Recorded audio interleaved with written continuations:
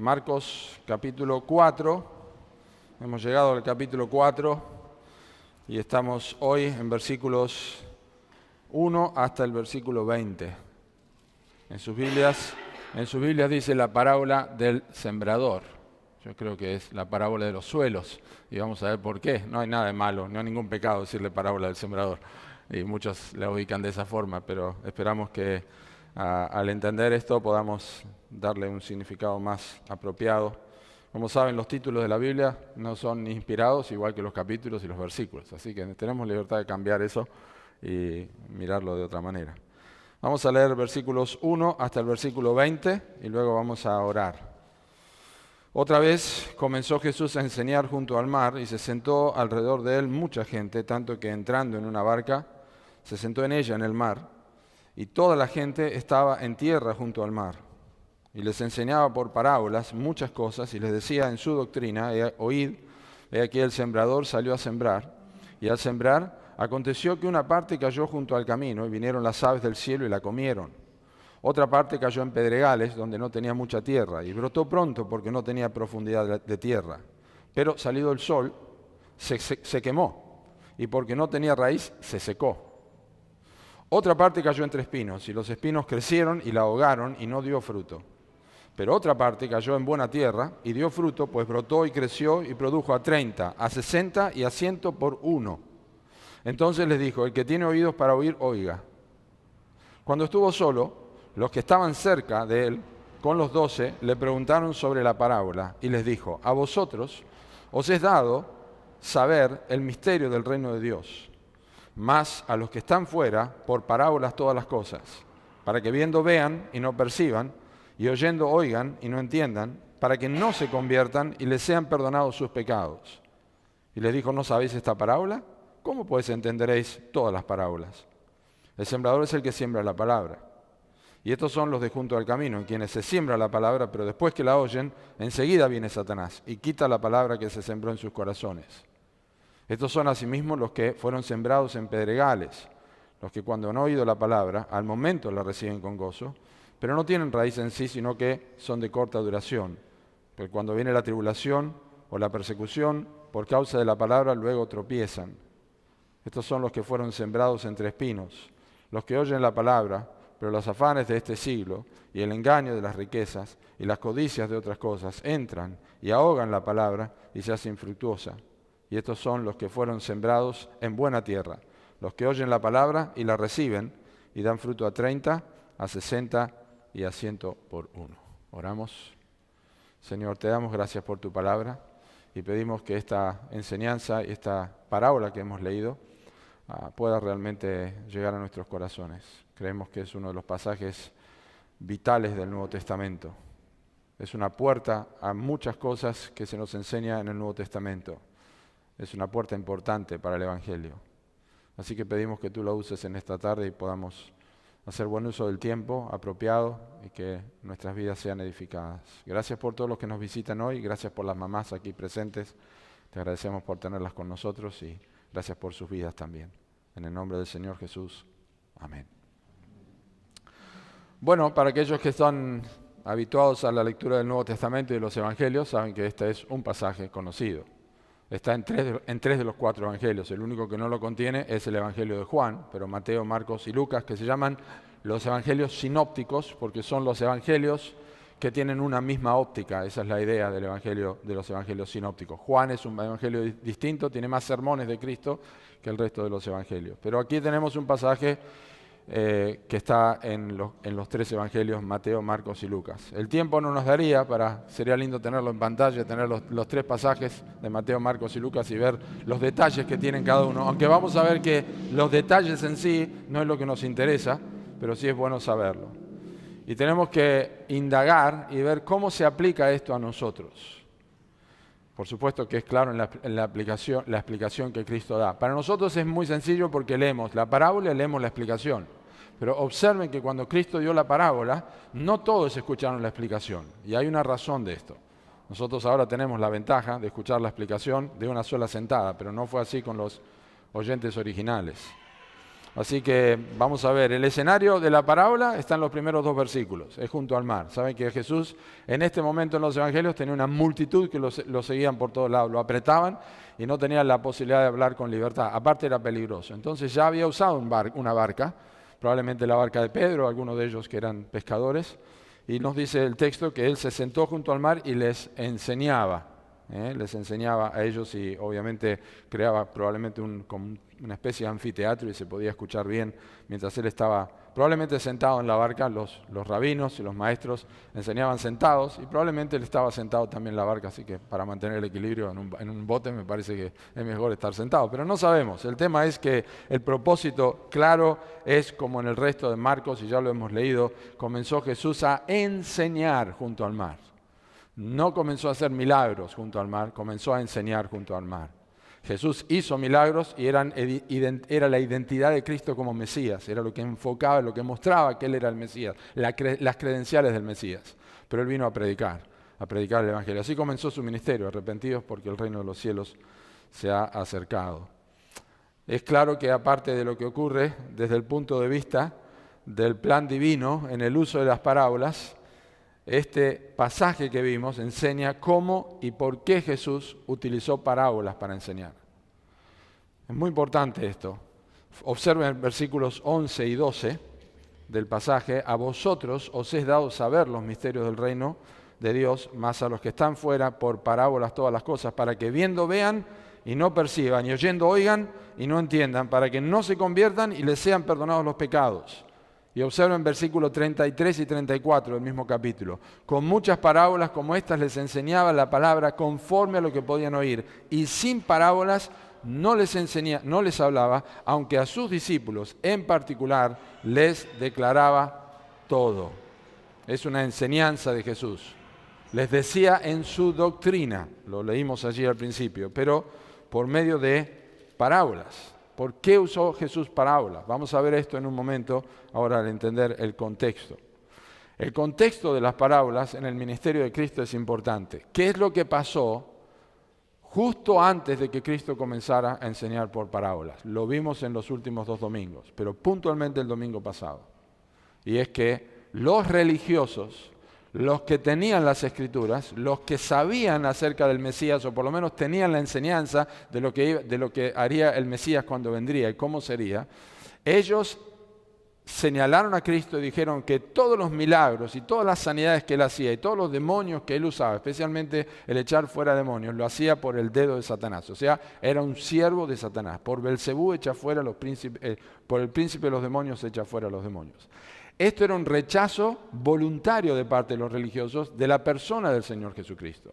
Y vimos el domingo pasado que esto representa la apostasía, las personas que teniendo en claro lo que es el Evangelio, sabiendo perfectamente lo que Cristo ha hecho, teniendo en claro el pecado, teniendo en claro que Cristo es el Hijo de Dios, viendo que evidentemente Él es el Hijo de Dios y que está absolutamente comprobado, lo rechazan voluntariamente. Esto es la apostasía. Hebreos nos habla de esto en 3 o 4 oportunidades y nos dice que es imposible que se arrepientan.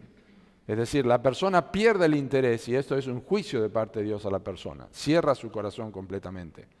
Estas personas religiosas habían cerrado su corazón para Cristo. Y Cristo, usando la profecía del Antiguo Testamento y también en el Salmo 78, nos dice que Él enseñaría a su pueblo a través de parábolas. Vamos a ir despacio porque no es confuso el pasaje, pero tenemos que entender algunas cosas que están aquí que nos van a ayudar a entender el contexto general. Así que el hecho de que Jesús hable en parábolas es una ironía para aquellos que lo tildaban de insano. Yo quiero que piensen esto, un hombre que está enseñando la Escritura, que está predicando, que está abriendo la Escritura como Cristo lo hacía. Él predicaba y la gente decía, tiene autoridad, pero no como los escribas. Él les enseñaba las Escrituras. Lo rechazan. De repente se sube a un barco y si nosotros hiciéramos la prueba con alguien, vení, te quiero contar algo, vení, sentate. Mira, un sembrador salió a sembrar y la semilla cayó en el camino y otra se la comieron las aves y otra cayó en pedregales y no creció y se murió y la otra cayó entre espinos y se ahogaron y la otra cayó en buena tierra y dio fruto. Espero que escuches bien lo que te acabo de decir. Y la persona va a decir, este está loco, ¿qué me está enseñando? ¿Qué me está diciendo? Él está hablando por parábola. Aparte dice, me estás explicando algo que yo ya sé lo que pasa, yo ya sé lo que ocurre, porque ellos vivían en un contexto agrícola. El tema de la... ¿Quieren poner algo ahí para que no se distraigan con la puerta? Porque es un problema esa puerta. Vamos. Gracias, Anthony. No se preocupen, estamos en familia. Así que acá hay un juicio de parte de Dios para ellos, porque empieza a hablar con figuras. Empieza a hablarle con figuras a las personas especialmente religiosas y a todos aquellos que creían lo que los religiosos de su tiempo habían dicho, que él era un hombre que echaba fuera los demonios por el príncipe de los demonios. Bien, voy a ir dando pequeños títulos para que ustedes se puedan ir comprendiendo lo que va pasando acá. En primer lugar, ¿qué es una parábola? No estamos hablando de matemáticas, ¿eh? ¿Qué es una parábola? Es muy importante esto. La palabra, que si digo palabra en vez de parábola o parábola en vez de palabra, ustedes van a saber ubicar el contexto. Pero la palabra que se traduce parábola en los evangelios de Mateo, Marcos y Lucas, se encuentra 50 veces en 48 versículos del Nuevo Testamento. 50 veces en 48 versículos aparece la palabra parábola. 2 veces se utiliza en el libro de Hebreos, en capítulo 9 y en capítulo 11. Y el resto de las 48 veces en estos evangelios mencionados, y siempre es en referencia a historias de Jesús. Así que tiene peso en los evangelios el término o el vocablo parábola. Bien, la palabra parábola está formada por 2 raíces en el idioma original. El Nuevo Testamento no fue escrito en español, fue escrito en griego, así que tiene 2 raíces de la palabra en la palabra original, en el idioma original, que es para, junto, y balo, que significa lanzar, es decir, lanzar al mismo lado, significa colocar al lado. Colocar al lado, eso es lo que significa la parábola. Es decir, es la comparación de 2 cosas. A través de una ilustración está tratando de mostrar una realidad. Entonces lo pone al lado. Son 2 cosas que son similares de alguna manera, es como una analogía que establece una realidad común, pero enseña una verdad espiritual. Nosotros estamos acostumbrados, qué sé yo, usamos muchas veces analogías para decir cosas. Bueno, Jesús lo hace aquí con las parábolas. Pero está usando una analogía o una ilustración, como dije, que era familiar para ellos, porque ellos entendían lo que era un sembrador. Bien, otra cosa para tener en cuenta, ya tildamos allí, parábola, esto es lo que significa parábolas. ¿Por qué enseñaba por parábolas? Era una especie de juicio, sabemos lo que es una parábola. Otra palabra que aparece allí más adelante, en capítulo 4, versículo 11, dice: a vosotros os es dado saber el misterio del reino de Dios. Nosotros escuchamos la palabra misterio y pensamos que es un tesoro escondido, pensamos que es una especie de crucigrama o de algo raro que tenemos que descifrar, pero ese no es el sentido de la palabra misterio.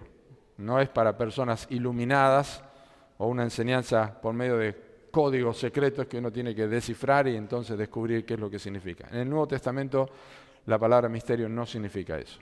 Misterio, el misterio bíblico, es una verdad espiritual que era oscura en el Antiguo Testamento y se hizo evidente en el Nuevo Testamento. Por ejemplo, rápidamente les voy a leer en Efesios capítulo 3, los que quieren buscarlo pueden hacer, Efesios capítulo 3, versículo 5, Pablo hablando del misterio que le fue dado a él, dice que por revelación, versículo 3, me fue declarado el misterio, como antes lo he escrito brevemente, leyendo lo cual podéis entender cuál sea mi conocimiento en el misterio de Cristo. Misterio, no se preocupen, misterio el Día de la Madre. Misterio que en otras generaciones, no, está bien, no se dio a conocer a los hijos de los hombres, como ahora es revelado a sus santos apóstoles y profetas por el Espíritu. Que los gentiles son coherederos y miembros del mismo cuerpo y copartícipes de la promesa en Cristo Jesús por medio del Evangelio. Pablo dice, en otras generaciones no se dio a conocer este misterio, pero ahora se da a conocer. Que antes era solo para los judíos, el mensaje de la Escritura, pero ahora es solamente para los judíos y los que no son judíos. Este es un misterio que ahora se ha dado a revelar. Porque Pablo fue un misionero, un apóstol a los gentiles, no a los judíos, como era Pedro y como eran otros. Él les predicó a otros. Y era un misterio que el Evangelio iba a llegar. Así que la palabra misterio es algo que en el Antiguo Testamento estaba, pero no tan claro, oscuro, y en el Nuevo Testamento fue revelado. Así que tenemos la parábola, lo que significa, por qué dijo en parábolas, y ahora ¿qué es un misterio? Es algo revelado que antes estaba oculto. Entonces, claramente coincide con lo que Cristo está diciendo. A ustedes les he dado a saber los misterios del reino de Dios. Lo que para ellos está oculto, a ustedes yo se los voy a revelar ahora. Tiene una razón principal de ser y lo vamos a ver cuando expliquemos la parábola en unos minutos. Bien, el énfasis en oír que la palabra remarca. Otra cosa para aprender. Observen que la parábola empieza en versículo 3 con la palabra oír y termina en versículo, no la explicación, sino la parábola misma. Y termina en versículo 9 ¿con qué mandamiento? El que tiene oídos para oír, oiga. Empieza con oír y termina con oír. Bien, es un énfasis eso. Y yo quiero que noten específicamente que esto no se refiere simplemente a tener la capacidad de escuchar, porque todas las personas estaban escuchando. No es lo mismo escuchar que oír. Fíjense, la verdad del versículo 10 es el que explica esto. Lo que Cristo está diciendo, de que todos escuchan, pero no todos oyen. Aquí está en versículo 10, los que oyen. Cuando estuvo solo, los que estaban cerca con los 12, le preguntaron sobre la parábola. Esto significa que no solamente los apóstoles preguntaron el significado de la parábola, sino que había gente allí que estaba escuchando, que estaban interesados en continuar escuchando. Esto es una obra del Espíritu Santo en las personas que estaban allí. Pero esta es la idea, el que tiene oídos para oír, oiga. Termina la parábola y dice, oigan, miren, el sembrador sale a sembrar, termina la parábola y dice, el que tiene oídos para oír, oiga. Entonces se van todos cada uno a su casa y se quedan algunos. ¿Por qué? Porque nosotros estamos interesados en saber qué significa. Queremos saber qué significa lo que nos acabas de explicar. Entonces el oír está asociado directamente a la palabra, algo que en un momento vamos a identificar en la explicación. Y otra cosa importante que tiene que ver con los que entendieron, tiene que ver con que los que entendieron no fue por una capacidad intelectual superior, sino porque, dice el versículo 11, a vosotros os es dado saber los misterios del reino.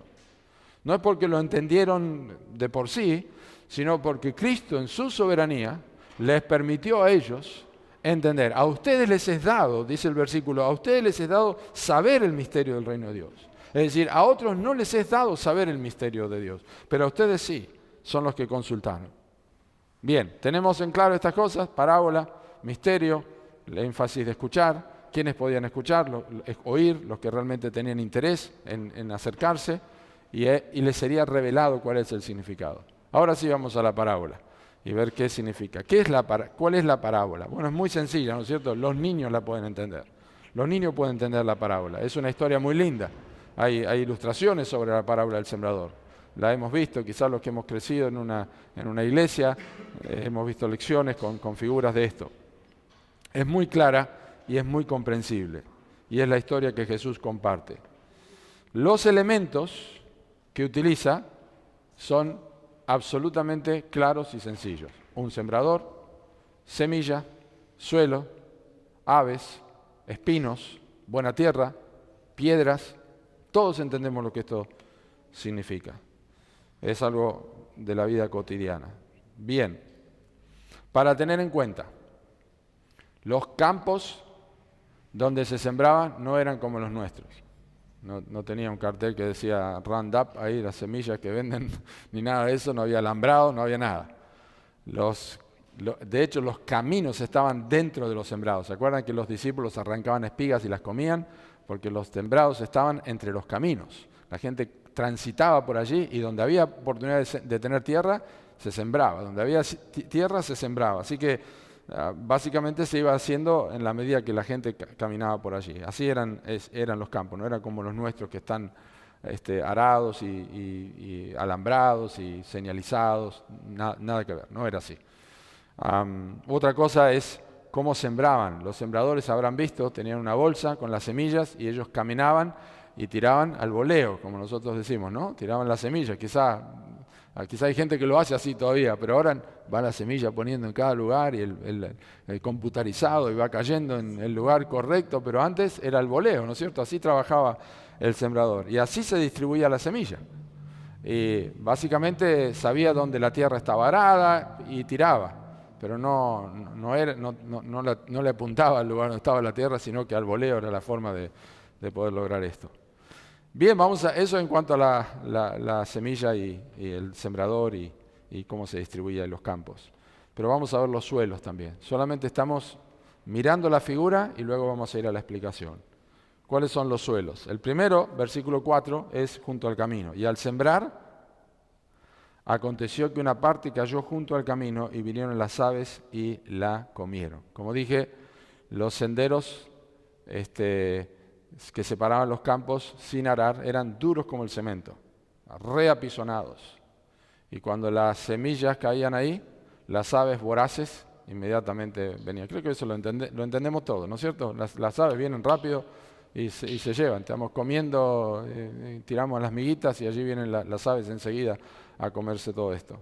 Así que ese es el primer terreno. El segundo terreno es el que menciona los pedregales, versículos 5 y 6, donde no tenía mucha tierra. Bien, esto no se refiere a un suelo rocoso, ni lleno de piedras, porque ningún agricultor va a sembrar donde hay piedras. Y es importante entender esto en la figura. No son piedras, ni se refiere a un terreno rocoso. Yo recuerdo en Colonia Rubio, en Uruguay, en el campo de una gente que venía a la iglesia, era como 60, 70 kilómetros de donde vivíamos, íbamos allá, y el departamento de Salto, frente a Concordia, Entre Ríos, es un terreno con mucha roca y mucha piedra. Pero allí ellos tenían vacas y producían leche, pero también sembraban. Pero había partes que uno entraba a caminar y veía cómo asomaba la curvita de la piedra, ¿no es cierto? Parecía pasto, pero ahí asomaba la curvita de la piedra. A veces había que levantar piedra. A mí me gustaba juntar escorpiones porque me gustan los bichos, entonces iba ahí y miraba qué podía encontrar. Pero era un suelo pesado, no se podía sembrar nada en ese lugar. Entonces se refiere a una capa de roca que está debajo de la superficie del terreno. Suficiente como para que el sembrador no se diera cuenta que había roca de abajo, pero pensaba que podía trabajar un poco la tierra y echar la semilla. Claramente lo suficientemente profunda como para que tuviera algo de humedad, para que la raíz tuviera por lo menos el inicio de un crecimiento rápido de la semilla, pero por crecer tan rápido se moría cuando el sol le daba. No tenía mucha capacidad de crecer. Esto era una pesadilla, porque si la planta crecía enseguida, eso significaba que las cosas no estaban bien, porque lo importante es que la raíz vaya para abajo primero y entonces después crezca lo de arriba. Pero si crecía lo de arriba primero y salían hojas, es porque abajo no estaba muy bien. Así que era una pesadilla. ¿Cómo lo podía saber? No lo podía saber, porque no hacían un estudio de terreno y de suelo como nosotros lo hacemos. Suelo número 3, espinos, versículo 7. Otra parte cayó entre espinos, y los espinos crecieron y la ahogaron y no dio fruto. Estos son las hierbas inútiles, los espinos, las ortigas, los cardos. Es interesante porque esta es la característica de Génesis capítulo 3, versículos 17 al 19, cuando Dios le dice a Adán, por causa de la maldición de la tierra, espinos y cardos te producirá. Es muy interesante esto, aunque no es lo que nos importa, pero quiero mencionarlo acá, porque la palabra utilizada para espinos acá es la misma que se utiliza al final de los evangelios para decir que a Cristo le tejieron una corona de espinas y la pusieron sobre su cabeza, que sin duda alguna es un símbolo de que Cristo llevó la maldición que el hombre causó por el pecado, la llevó sobre su propio cuerpo. Es una figura importante en los evangelios el tema de las espinas, pero aquí está representando la idea de que están ahogando la semilla. Y estas malas, Lucas dice, por ejemplo, el Evangelio de Lucas dice que crecieron juntamente con la semilla. Al mismo tiempo que la semilla crecían las hierbas malas. Y por supuesto, utilizarían la humedad que la planta necesitaba, los nutrientes que necesitaba la semilla, también los utilizaban estas malas hierbas. Y finalmente, el cuarto suelo, para entrar en la interpretación de la parábola, el cuarto suelo es la buena tierra, versículo 8. Es el que nos gusta a todos, ¿no? Pero otra parte cayó en buena tierra y dio fruto, pues brotó y creció y produjo a 30, a 60 y a 100 por uno. Lo destacable de este suelo es que los tres evangelistas, Mateo, Marcos y Lucas, enfatizan que es el que da fruto. Los tres evangelistas enfatizan esto, da fruto. ¿Por qué? porque es algo importante en la parábola. El fruto es algo importante en la parábola y Cristo lo quiere destacar. No están a la vista de los pájaros, reciben la humedad necesaria, profundizan adecuadamente y dice que dan fruto a 100 por uno, que no se refiere que por una semilla da 100, sino que por un peso que invirtió el sembrador saca 100, así que calculen la ganancia que estaba teniendo. 30 dicen que era algo increíble, 60 imposible, no te lo puedo creer, y 100 ni me hables. Por un peso que pagaba sacaba 100. Así que imagínense cuántas semillas sembraba, o cuánto invertía, no iba a invertir un peso, sino mucho más, sacaba hasta 100 veces más. Es increíble. Imaginen la cosecha que tendría este hombre. Bueno, tenemos los 4 terrenos, pero ahora estamos en versículo 10, versículo 11, donde nosotros, si estamos interesados, queremos saber lo que esto significa. Así que vamos a ver la interpretación de la parábola. Y aquí tengo 5 o 6 cosas preliminares para mencionarles, muy importantes. Número 1, ¿por qué importa la parábola del sembrador? Observen el versículo 13 lo que dice. Y les dijo, ¿no sabéis esta parábola? ¿Cómo pues entenderéis todas las parábolas? Cristo está diciendo que la parábola del sembrador es la puerta para todas las parábolas. Es la primera parábola y es la parábola más importante y es la puerta que se abre de par en par para que nosotros entendamos todas las parábolas. Es decir, tiene una enseñanza básica que nos ayuda a entender cómo es la entrada al reino de los cielos. Es muy básico. Si esta parábola está enseñando cómo se entra al reino de los cielos, tenemos que prestar atención a lo que está enseñando. Porque en esta parábola yo tengo la explicación del Evangelio y tengo las evidencias de una persona convertida, que después va a vivir en el reino de los cielos, o que va a vivir como una persona que ha entendido el Evangelio. Así que número 1, ¿por qué es importante la parábola del sembrador? Porque es la puerta que nos da explicación al resto de las parábolas del Nuevo Testamento. Otra cosa más, hay que entender qué es lo que importa en una parábola. Cuando se enseñan las parábolas, los detalles no son importantes. ¿Qué significan las aves? ¿Qué aves serán? A ver, ¿cuántas aves serán? ¿Cuántas semillas? ¿El sembrador cómo sería? ¿Sería viejo? ¿Sería joven? ¿Los espinos? ¿Cuántos espinos? No. ¿Las piedras cómo serían las piedras? No, los detalles solamente le dan una figura para que nosotros tengamos un entendimiento, un contexto de lo que está, pero no podemos detenernos a entender o ver algún significado secreto o oculto. No. Son lecciones sencillas que, como dije, los niños las pueden entender y, en pocas palabras, la lección revelada en la comparación es el punto central de la parábola. La lección que se revela es el punto central de la parábola. ¿Cuál es el punto central? No es el sembrador. Por eso dijimos, la parábola del sembrador no es el sembrador. Tampoco la semilla es el punto importante. No se nos dice nada del sembrador, no se nos dice nada de la semilla, solamente se nos dice que había un sembrador y se nos dice que había una semilla. Algunos dicen el sembrador es Cristo, pero no necesariamente es el Señor Jesucristo. Yo creo que el sembrador es todo aquel que predica el Evangelio, incluyendo al Señor Jesucristo, por supuesto. No significa que no podemos aplicar algo, por supuesto. Pero el punto central son los suelos. Los suelos, los diferentes suelos es el punto central. Así que necesitamos un poco entender la trama. Y aunque entendamos la trama, que es necesario, no significa que vamos a entender la parábola, a menos que se nos explique. Por eso Jesús hace énfasis en al final, el que tiene oídos para oír, oiga. Y en Lucas, que es el capítulo 8 de Lucas, que es el pasaje paralelo, Jesús dice, miren bien cómo escuchan, Presten atención cómo están escuchando. Bien, la semilla y el sembrador no es importante, pero necesitamos saber qué es la semilla, aunque no es el punto principal. ¿Qué es lo que nos dicen los evangelios? Mateo, Marcos y Lucas. Marcos dice que el sembrador es el que siembra la palabra, así que la semilla es la palabra. Mateo dice que es la palabra del reino. Y Lucas dice que es la palabra de Dios.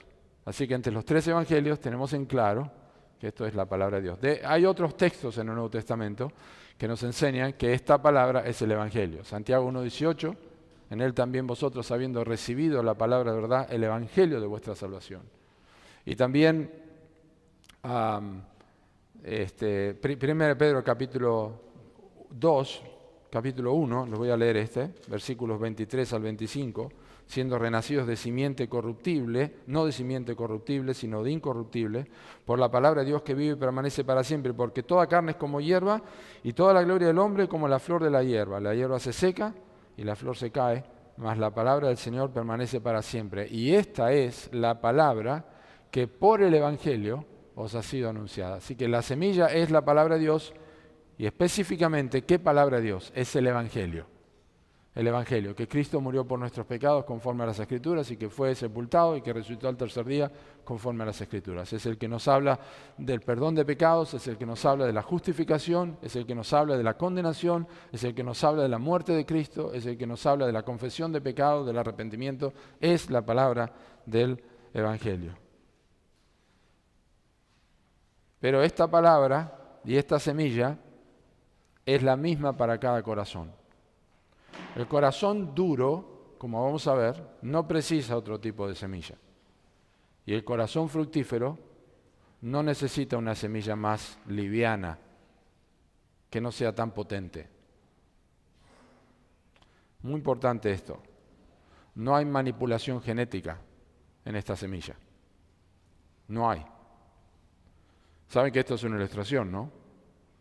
Porque hoy día, cuando el Evangelio parece que no da resultado, en muchos lugares se manipula la semilla. Vamos a agregarle al Evangelio algo de show, algo de atractivo, porque la gente no tiene interés en ir a la iglesia. A la gente no le interesa sentarse a escuchar, así que tenemos que poner un poco de humo, qué sé yo. Vamos a hacer un poco de espectáculo para que la gente le preste atención. Eso es adulterar la semilla. Jesús se sentó en una barca y enseñó la palabra a todos los corazones presentes. Cuidado con eso. El suelo, otra cosa más. Van a ver que la explicación es mucho más rápido, pero tenemos que entender. El suelo representa el corazón humano, pero por lo que la parábola señala a 4 tipos diferentes de corazones que reciben la palabra del Evangelio. 4 tipos de corazones. Algunos dicen que son 6, algunos dicen que son 2, el que da fruto y el que no da fruto, es decir, juntan los 3 primeros en uno y luego el que da fruto. Pero la realidad es que presenta el corazón. Y una prueba de esto, de que es el corazón, está en el Evangelio de Lucas, en el pasaje paralelo. Déjenme leerles cómo Lucas menciona esto en capítulo 8, y el versículo 10, en capítulo 8, versículo 12, dice: y los de junto al camino son los que oyen, y luego viene el diablo y quita de su corazón la palabra para que no crean y se salven. Ese es el texto que claramente nos indica que el Espíritu Santo está enseñando a través de la parábola que los suelos representan los corazones, la voluntad, la mente de las personas, la capacidad de entender y aceptar este mensaje. Entonces, el problema presente de estos suelos que no dieron fruto no tiene que ver con la deficiencia de la semilla, sino con la condición misma del suelo. Otra cosa más para tener en cuenta es el fruto. Es la única evidencia de que se oyó como se debía escuchar. La única evidencia, como nosotros sabemos de que la semilla realmente está viva, es que da fruto. No es que está sembrada, no es que está en el lugar donde la puso el sembrador, sino que da fruto. Entonces, la primera cosa que se espera de una persona que ha recibido la palabra es fruto. Nosotros no abandonamos la siembra, ni cambiamos la semilla. La condición del corazón es la que va a permitir que dé fruto o no dé fruto. Claro que eso implica la soberanía de Dios. Versículo 11, a vosotros os es dado saber el misterio. Pero es claramente el fruto lo que nos indica que la semilla todavía tiene vida. No perdamos esto de vista. Y ahora sí, vamos a entender cada suelo rápida pero lentamente. Es decir, uno por uno. Miremos el suelo del que cayó junto al camino. Versículo 14 dice: el sembrador es el que siembra la palabra, y estos son los de junto al camino, en quienes se siembra la palabra, pero después que la oyen, enseguida viene Satanás y quita la palabra que se sembró en sus corazones. Es un corazón impermeable a la verdad bíblica. No le entran ni las balas, como decimos, ni la semilla, ni ninguna otra cosa. No le entra el Evangelio. No lo puede, está duro. Fíjense, lo leímos recién, pero quiero leerlo de vuelta para entenderlo en este particular. Capítulo 8 de Lucas, versículo 12, dice: los de junto al camino son los que oyen, y luego viene el diablo y quita la palabra, quita de su corazón la palabra para que no crean y se salven. Eso es lo que dice Lucas sobre este corazón. Es el propósito de la predicación del Evangelio, es que las personas crean y sean salvas. Cree en el Señor Jesucristo y serás salvo. Si confesares con tu boca que Jesús es el Señor y creyeres en tu corazón que Dios le levantó de los muertos, serás salvo. Lo leímos hoy en la lectura. El propósito de la predicación del Evangelio es que las personas crean y sean salvas. Y el objetivo de Satanás es justamente impedir que las personas crean y sean salvas. ¿Cómo viene Satanás? Enseguida viene Satanás. ¿Cómo viene Satanás? No viene con un invento de tridente, cuernos rojos y cola roja y que esto que inventaron los hombres. La Biblia dice que se disfraza como ángel de luz. Pero ¿cómo viene Satanás? Viene de distintas maneras. Viene a través de distracciones.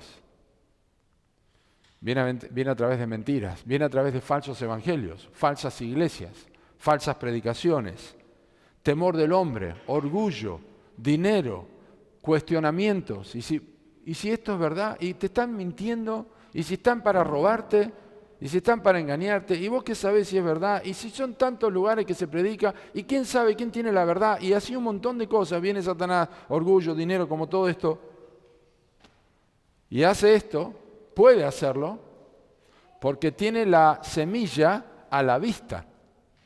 Y la tiene a la vista porque el corazón no permite que entre la semilla, porque es un corazón duro. La Biblia habla en Éxodo 32, versículo 9, Dios le dice a través de Moisés al pueblo: ustedes son un pueblo de dura cerviz. Lo mismo en 2 de Reyes, capítulo 17, versículo 14, son una nación de dura cerviz. El corazón del hombre, naturalmente, es duro. Todos nacemos con un corazón de piedra, dice la Escritura. Ezequiel capítulo 36 dice que Dios quita el corazón de piedra y pone un corazón de carne. Pero hay personas que cuando escuchan la palabra de Dios actúan como esto, tienen dureza en sus corazones. Es decir, personas donde no entra el arado de la convicción de pecado, no le entra, siempre se ven a sí mismos como justos. Nunca son pecadores, nunca necesitan un médico porque no creen que están enfermos, siempre están sanos. No tienen la capacidad de arrepentirse, no creen que son pecadores, creen que siempre han estado bien con Dios. Todo lo que ustedes se imaginan y todo lo que pueden escuchar en la calle, las personas, todos creen en Dios, todos están bien, todos van a ir al cielo, pero la Biblia habla del infierno y habla de que Cristo va a decir: apartaos de mí todos vosotros hacedores de maldad. No podemos evitar esa realidad. Hay corazones duros donde no le entra el arado de la convicción de pecado. Y estas son estas personas que están aquí. Satanás quita la palabra que se sembró en sus corazones. Suelo número 2, los que no tienen raíz en sí. Estábamos limpiando el otro día en casa y en un costadito, en un ángulo, en un techito así, había unas plantitas que crecían. Arriba, en el techo. ¿Lo han visto, no es cierto? En las tejas salen y tienen florcitas a veces también. Plantitas que crecen.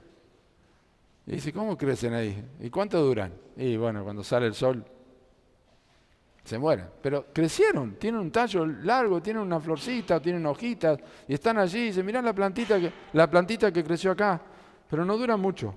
Y así son las personas que, como dice Lucas, creen por algún tiempo, así lo dice Lucas, creen por algún tiempo. Son personas que, dice acá, que reciben la palabra con gozo. ¿A quién no le gustaría ver personas que tienen un gozo porque dicen: yo entendí el Evangelio y yo me convertí? Empiezan a marchar como pelotazo, decimos nosotros, van a 200 kilómetros por hora. Son unas personas increíbles, empiezan a leer la Biblia, no faltan en ninguna reunión, tienen una explosión de entusiasmo cuando oyen, pero es solo eso. Dice el pastor MacArthur: una explosión de alegría no es la característica de una auténtica conversión. son las personas que son receptivas intelectualmente, pero solo eso, cuando llega la persecución por causa de la palabra, tropiezan. Es decir, no se trata de si estas personas van a tropezar, se trata de cuándo van a tropezar, porque van a terminar tropezando. 1 año, 2 años, 3 años. Si la semilla no dio resultado, llega el momento que estas personas tropiezan y caen. No estoy diciendo que no se ven evidencias de eso, porque dice que habla del dinero, la codicia, de las riquezas y otras cosas, y uno puede percibir a veces personas que tienen una inclinación a cosas que no terminan de ayudarles en su vida y lo necesitan. Pablo, el apóstol Pablo, dice que las personas a quienes el Evangelio les llegó mucho más adentro que el intelecto, dice a los Colosenses así en capítulo 1, versículo 23, dice, si en verdad permanecéis fundados y firmes en la fe y sin moveros de la esperanza del Evangelio, es decir, la perseverancia de los santos, la persona que se mantiene, no es que por mantenerse va a ser salvo, sino que porque es salvo, se mantiene en la vida cristiana, se mantiene fielmente. Y también Hebreos capítulo 3, versículo 14, nos dice algo similar. Quiero leerlo este pasaje. Hebreos 3, versículo 14. Porque somos hechos participantes de Cristo, con tal que retengamos firme hasta el fin nuestra confianza del principio. Perseveran y aguantan y están allí.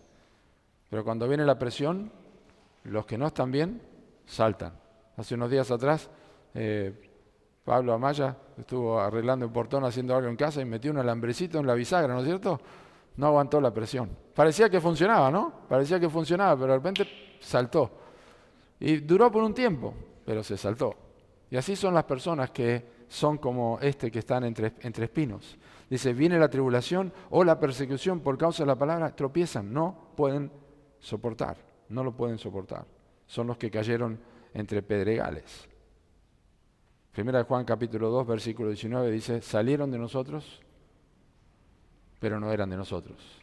Porque si habrían sido de nosotros, habrían permanecido con nosotros. Pero salieron para que se manifestase que no todos son de nosotros. Cuidado con el entusiasmo, porque no significa salvación. Las personas que, yo recibí a Cristo, hice la oración y recibí a Cristo y ahora soy salvo, ¿por qué? Porque recibí a Cristo, hice la oración y llega al trabajo en 2 semanas y ya tiene problemas y no sabe cómo reaccionar y empieza a mentir y no le va bien y tiene vergüenza y finalmente abandona todo lo que había dicho que había creído. Suelo número 3, y ya terminando, los que son ahogados por los afanes, las riquezas y la codicia. Lucas dice que yéndose,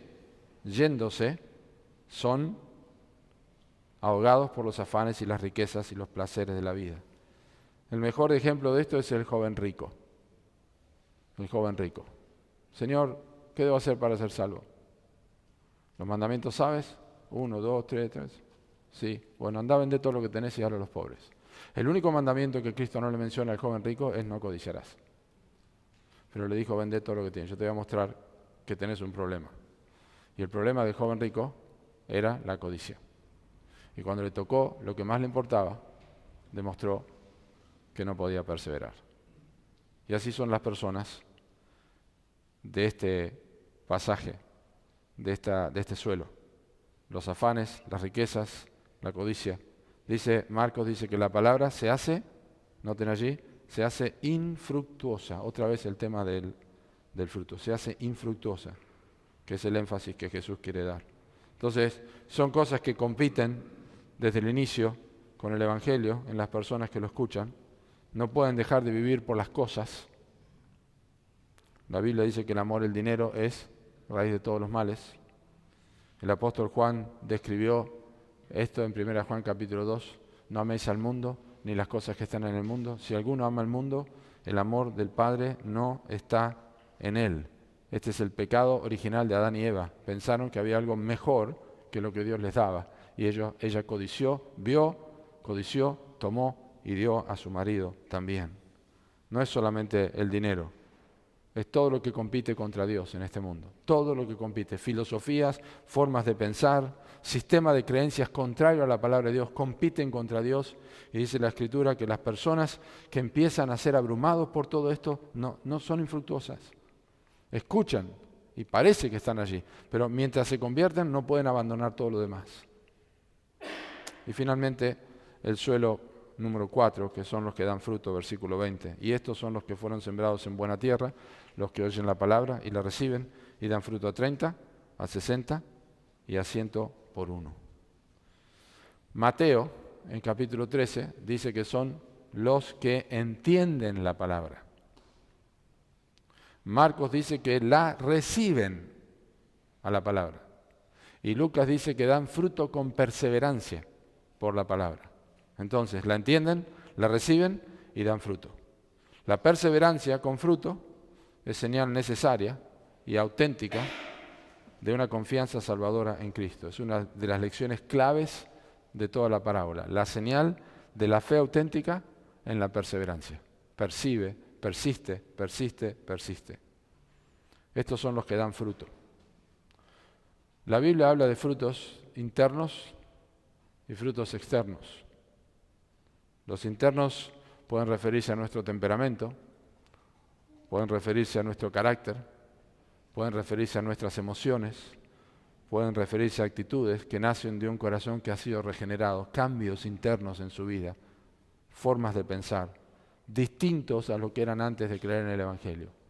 Y la Biblia también habla de frutos externos, cómo manejamos las tentaciones, cómo es nuestro matrimonio, cómo tratamos a nuestro esposo, a nuestra esposa, cómo criamos a nuestros hijos, qué testimonio tenemos en el trabajo, qué es lo que dicen nuestros labios, cómo hablamos, nuestro vocabulario. Cambios que se ven y que representan que esta persona es diferente. Como el endemoniado de Gadara que vamos a ver en capítulo 5, Jesús le dice, vete a tu casa de los tuyos y muéstrales cuán grandes cosas el Señor ha hecho contigo, cómo ha tenido misericordia de ti. Mostrales que vean la diferencia, que vean el cambio. Así son las personas que caen en buena tierra. Y este fruto obviamente va en abundancia, pero quiero que noten algo. No significa que todos dan fruto de la misma manera, pero sí significa que todos dan fruto en abundancia. Pero algunos dan más su fruto que otros. Yo estoy leyendo la autobiografía de George Mueller, que fue un hombre que tuvo...